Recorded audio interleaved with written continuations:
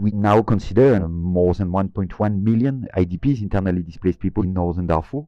The population is surviving in a situation that remains unimaginable for the rest of the world in terms of access to water, to food, to the minimum health services.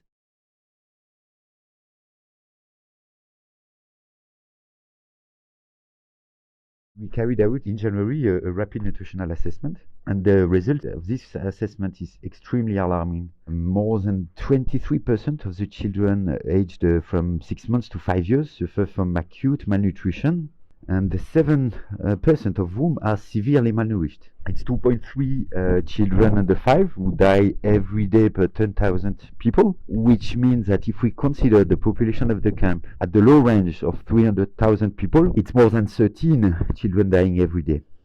Those who haven't died yet are at high risk of dying within 3, 4, 6 weeks, mainly because their immune system have been really compromised, and death can occur with very trivial infections or by diarrhea with dehydration, by malaria, by pneumonia. The mortality rate for children and adults, also what we called the crude mortality rate, is massive at 2.5 persons per 10,000 people per day, which is really above the emergency threshold. It's also important to understand that the current period, and the period this assessment was done, is in January, and it's a period of the year which is supposed to be at the lowest levels of malnutrition because harvests have been done. To date, MSF is the only major actor to provide free pediatric medical activities in the area. In Zamzam camp, the primary health center is one of the few outpatient centers in Darfur to be supplied with inputs, with equipment, medicine. The severity of the patients is very high.